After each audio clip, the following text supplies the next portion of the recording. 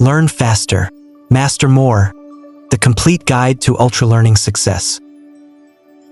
Imagine this, you're standing in the middle of a bustling market. People are shouting, deals are happening, and everyone seems to know exactly what they're doing. You feel lost, overwhelmed, like no matter how much you read, practice, or try, you're always a step behind. Then, a stranger approaches, calm amidst the chaos, and says, "What if I told you there's a way to learn anything faster, master any skill, and transform your life in a way that feels like magic?" Would you listen? Of course, you would. And that's why we're here today. Ultralearning isn't a secret for the chosen few. It's a science, an art, and a mindset that anyone can adopt. Yes, you too. The only barrier is how willing you are to question everything you know about learning and yourself. Let's start with a question. When was the last time you learned something so deeply that it changed you? Was it a language, a skill, or even a perspective? Most of us stop learning the moment it gets uncomfortable. Why? Because society tells us that mastery belongs to the gifted, the lucky, or the ones with infinite time. But here's the truth. Mastery belongs to those who dare. Dare to face discomfort, to fail fast, to embrace a process so intense it almost feels unnatural at first. I'm not going to sugarcoat it. Ultralearning is hard, but it's also the most rewarding journey you'll ever take. And the best part? You don't need to be a genius or have 10 hours a day to dedicate to studying. What you need is a clear framework, relentless focus, and the courage to keep asking, how can I do this better? That's what this guide is all about. Picture this, a young man named Scott Young, dissatisfied with his pace of learning, decided to complete an entire MIT computer science degree in just 1 year without stepping foot on campus. No shortcuts, no skipping steps. He committed to watching every lecture, completing every assignment, and passing every test on his own. The result? He succeeded. What Scott did wasn't a fluke. It was ultralearning in action. It's what happens when curiosity meets strategy. Now, let's break this down. The first pillar of ultralearning is intention. Ask yourself, why do you want to learn? Is it to impress someone? To feel smart? Or is it something deeper? A burning desire to unlock a new level of freedom in your life. If your why isn't strong enough, the process will break you. But if your why is rooted in purpose, it will carry you through the hardest moments. Here's a practical exercise. Write down one thing you've always wanted to master. Could be playing the piano, coding, or even public speaking. Now, ask yourself, why does this matter to me? Keep digging until you hit a nerve. If your answer doesn't make your heart race a little, you're not being honest enough. Next, we talk about focus. In a world where notifications buzz every few seconds, focus has become a superpower. Did you know the average person checks their phone over 96 times a day? Think about how much mental energy we waste switching tasks. Now imagine reclaiming that energy and channeling it into your learning. That's what focus does. It's like giving your brain a single task and saying, do this, do it well, and don't stop until it's done. One of the best ways to build focus is to practice deliberate distraction removal.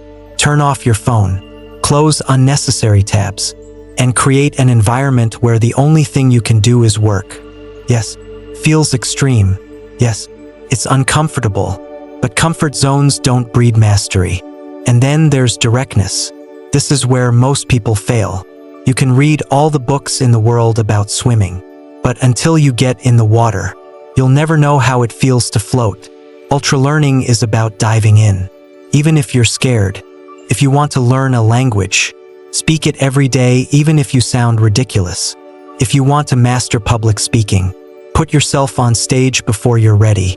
The only way to learn faster is to fail faster. Here's the catch. Most people avoid failure because it hurts. But what if I told you that failure is your greatest teacher? Every mistake is data. Every stumble is a step closer to mastery. The question is, do you have the humility to listen to what your failures are telling you? Now, let's go deeper. Have you ever noticed how children learn? They're fearless. They try, fail, laugh, and try again. Somewhere along the way, adults lose this playfulness. We become obsessed with doing things perfectly the first time. But perfectionism is a trap. The real game is iteration, doing, refining, and repeating until excellence becomes inevitable. Here's a profound thought. What if the key to learning isn't intelligence, but courage? Courage to look foolish. Courage to try when others are watching. Courage to keep going when it feels like you're making no progress. How much could you achieve if you stopped caring about looking good and started caring about getting better? To close this first part, I'll leave you with a challenge. Take one thing you've been procrastinating on learning and start today, not tomorrow, not next week. Today, start messy, start imperfectly, but start, because every day you wait is a day you'll never get back. Mastery is not a gift. How to hack your brain for infinite growth. Let's start with a thought experiment. Imagine two people standing at the base of a mountain. One has the latest gear, cutting-edge boots, a high-tech backpack, and the best map money can buy. The other has nothing but a pair of worn-out shoes and determination. Who reaches the summit first? Most would bet on the first person. But what if I told you the second climber, driven by sheer will and an unshakable mindset, often finds a way to the top faster? This isn't a fairy tale, it's how our brains work. Mastery doesn't come from external tools or natural talent. It comes from how we approach the climb. Let me ask you something. Have you ever caught yourself saying, "I'm just not good at that"? Maybe it's math, creativity, or public speaking. We box ourselves in with these labels. But here's the truth. Your brain is far more malleable than you think. Neuroscientists call it neuroplasticity, the brain's ability to rewire itself. Every time you learn something new, your brain literally changes its structure. It's like carving a path through a forest. The more you walk that path, the clearer and easier it becomes. The catch? You have to walk it deliberately, consistently, and with purpose, to hack your brain for infinite growth. The first rule is embracing the discomfort zone. Growth and comfort never coexist. The moment you feel frustrated, overwhelmed, or even stupid while learning, that's when your brain is working hardest. Think of it like lifting weights. If the reps don't burn, you're not building muscle. The same goes for your mind. Ask yourself, when was the last time I intentionally pushed myself to the edge of my ability? If you can't remember, you're playing too safe. One of the best strategies for deliberate discomfort is retrieval practice. Most people think learning is about consuming information, reading, watching, or listening, but true mastery comes from output, not input. Test yourself before you feel ready. Recall what you've learned without looking at your notes. Struggle to explain it in your own words. The act of retrieving information strengthens neural connections and makes the knowledge stick. Yes, it's harder. Yes, it's uncomfortable, but it works. Now, let's talk about the power of immersion. Imagine you want to learn how to surf. You could watch YouTube videos, read books about technique, and practice balancing on dry land. Or you could go to the beach, grab a board, and throw yourself into the waves.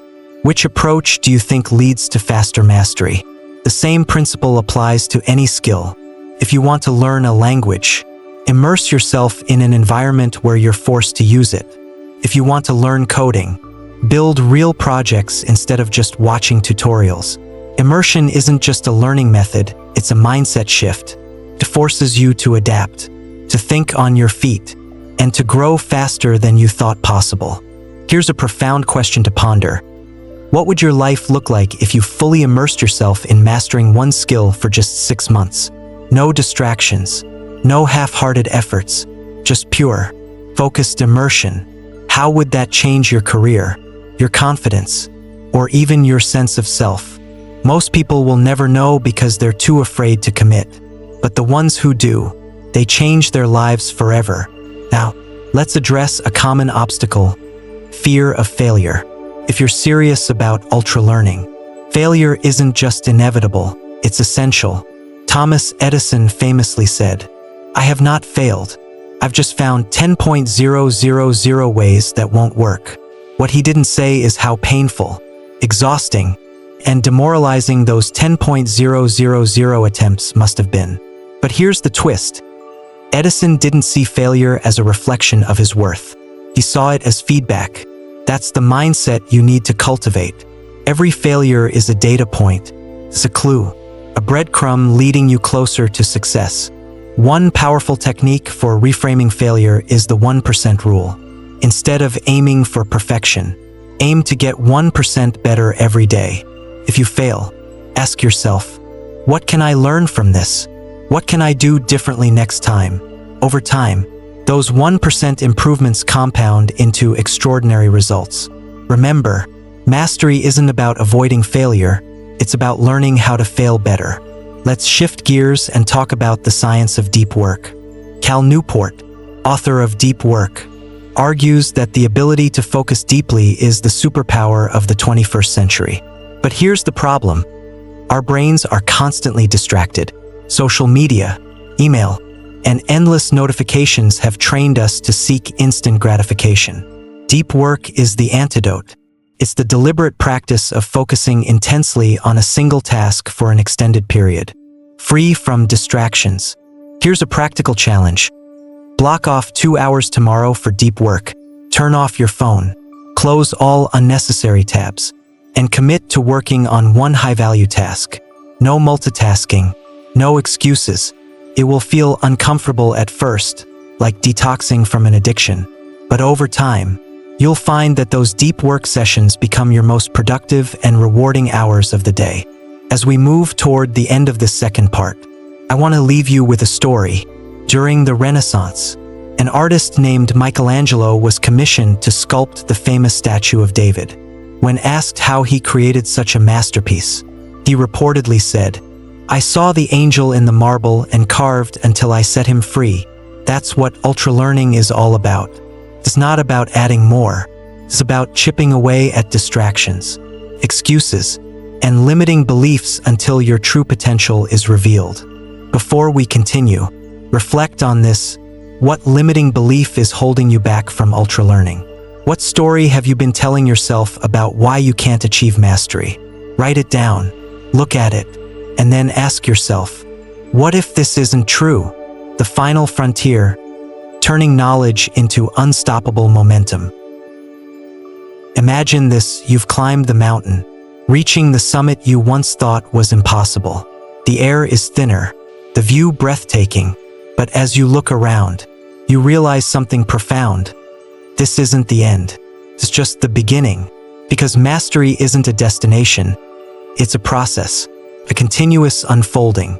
The question now is, how do you turn everything you've learned into an unstoppable force that carries you forward for the rest of your life? Let's start with a truth we often forget. Knowledge without action is useless. You can read every book, take every course, and watch every tutorial. But if you don't apply what you've learned, it's like planting seeds and never watering them. Action is the bridge between knowing and becoming. So ask yourself, what have you learned recently? And how have you used it to create something tangible, something real? One of the most powerful ways to turn knowledge into momentum is through spaced repetition and application. Learning doesn't end when you grasp a concept. It ends when that concept becomes second nature. The key is to revisit and refine. Spaced repetition works because it forces your brain to strengthen its neural pathways over time. But here's the twist. It's not enough to just repeat. You need to apply. Every time you revisit an idea, ask, how can I use this in my life today? Learning becomes momentum when it stops being theoretical and starts being experiential. Let me pose a deep question. What's the one skill you've mastered that has truly changed your life? Think back to how you learned it. Did you grind through endless practice? Did you struggle, fail, and keep going anyway? Chances are, that skill became transformative because you lived it, breathed it, and embedded it into your identity. Now, imagine applying that same level of intensity and commitment to every area of your life. What would happen? Momentum also thrives on compounding mastery. Imagine you've learned a new language. Instead of stopping there, You use that language to connect with a new community, which leads you to learn about their culture, which then inspires you to explore their history. One skill feeds into another, creating a snowball effect. This is the essence of ultralearning. It's not about mastering one thing in isolation. It's about creating a web of interconnected skills that amplify each other. Here's a practical exercise. Write down 3 skills you're currently working on. Now, think of one way those skills could connect. For example, if you're learning graphic design, public speaking, and storytelling, you could create a visual presentation that tells a compelling story. When skills intersect, they unlock new dimensions of mastery. Now let's talk about the role of reflection. Most people rush through life without stopping to think. What did I learn today? What could I have done better? But reflection is the key to sustained momentum. It's like sharpening your tools before the next climb. Spend 5 minutes at the end of each day asking yourself 3 questions. What did I learn today? What challenges did I face? And how did I overcome them? What will I do differently tomorrow? It's a simple habit, but over time, it compounds into self-awareness, clarity, and unstoppable progress. Here's where things get philosophical at its core. Ultralearning isn't just about skills or knowledge. It's about becoming. Every time you push yourself to learn faster, master more, and reach higher, you're not just changing what you can do, you're changing who you are. But this raises a question. Who do you want to become? Not just in terms of skills, but in terms of character, values, and impact on the world. Mastery without purpose is empty.